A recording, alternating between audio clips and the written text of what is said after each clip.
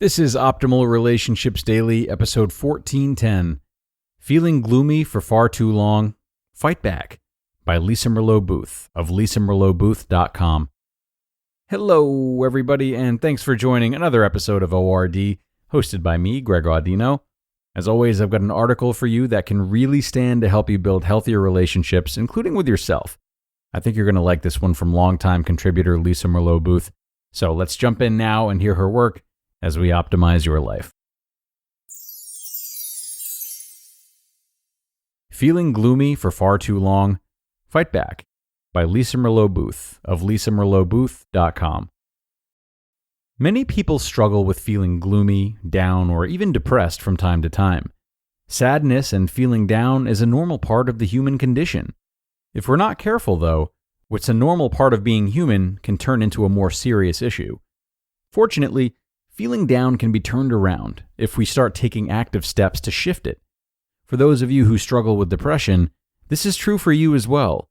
If you're tired of feeling down and not liking yourself, your circumstances, or your relationships, then take action to turn things around. Following are several ways to actively intervene on depression, feeling down, and/or not liking something in your life, or in you. Many of these suggestions you've no doubt heard before, so instead of ignoring them, think to yourself that you've heard these 1,000 times before because they work. When we get down, we think everyone's full of it and that the things they tell us to do are stupid. If you're struggling, tell that voice in your head to be quiet and then just try these ideas.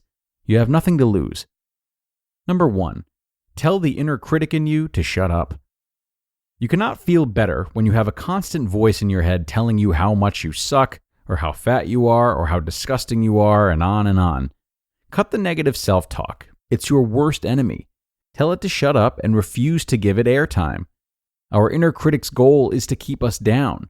Don't give it that power. When you hear your inner critic being abusive, and yes, our inner critics are verbally abusive, literally say, "Oh, would you just shut up? I'm not interested in hearing this from you today." Say this every time and don't give it a second thought. Number 2, talk to yourself with compassion. When you make a mistake, or you don't like how you look, etc., talk to yourself as you would talk to your best friend. You wouldn't tell your best friend she looks terrible because she's fat or ugly or disgusting, etc. You would say not to worry about a bad hair day. We all have them. If her boyfriend broke up with her, you would tell her that it's his loss and she's awesome. Practice talking to yourself as though you were your own best friend, and leave the verbal abuse out of the equation. Number 3, get active. Feeling down has a way of making us not want to do anything but wallow in our self-pity and depression. A key way to fight this is to get up and get out. Take a walk, run on the treadmill, play soccer, dance, do anything that gets you up and around. Number 4, be social. Do not isolate in your room or your house when you're in a funk. Instead, go out with a friend or family member. Don't feel bad asking a friend to hang out with you. That's what friends and family are for.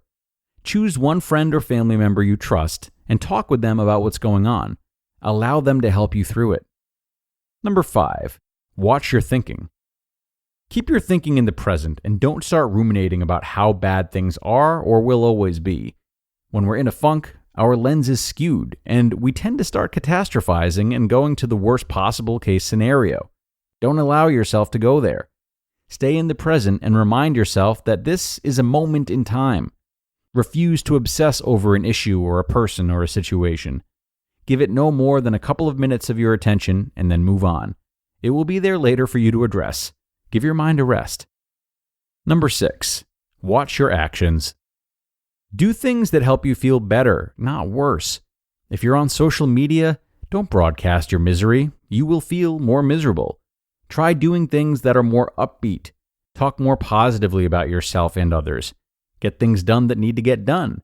And don't allow yourself to be sucked into focusing only on your misery. Trust yourself that you are strong enough to get through this, and then start taking active steps to pull yourself out of it.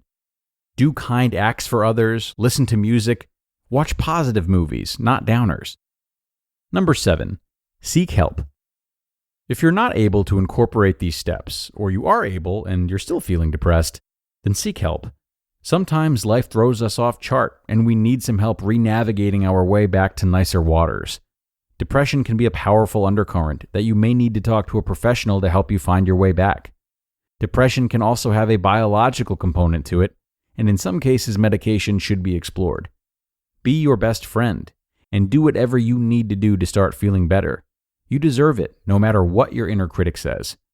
Depression can turn our lives into a heavy state of gray if we're not careful. Take the time to take care of you, no matter what it takes. Regardless of what your inner critic is saying to you, I'm telling you that you're worth it. Watch your self-talk, do activities that help, not hurt, and watch your stinkin' thinking. Challenge. Be kind to yourself every day. You were put on this planet for a reason, and that was not a mistake.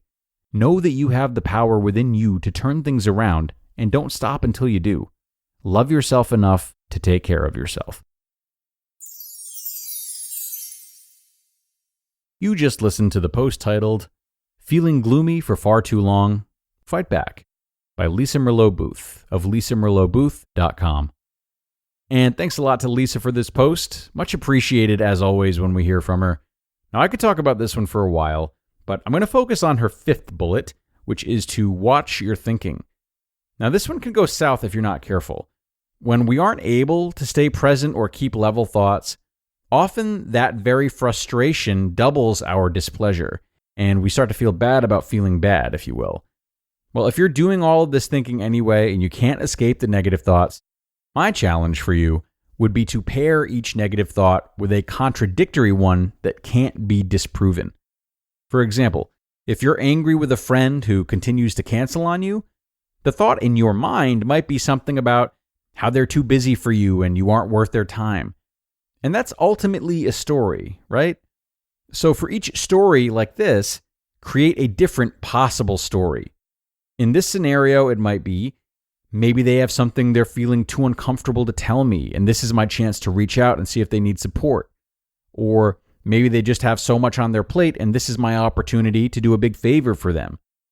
You see, these other options have just as much validity as the first negative thought, but they instill within us a sense of open-mindedness and concern and action if we are able to consider these situations and how we could be of service to our friends. So, 2 challenges for you, mine and Lisa's. Get to work, everyone. We're all done here. Thanks a lot for coming, as always, and thank you so much for sharing this post with someone. That is the best way to keep the show going. And aside from that, I'm wishing you all a great rest of your day, and I can't wait to see you tomorrow, where your optimal life awaits.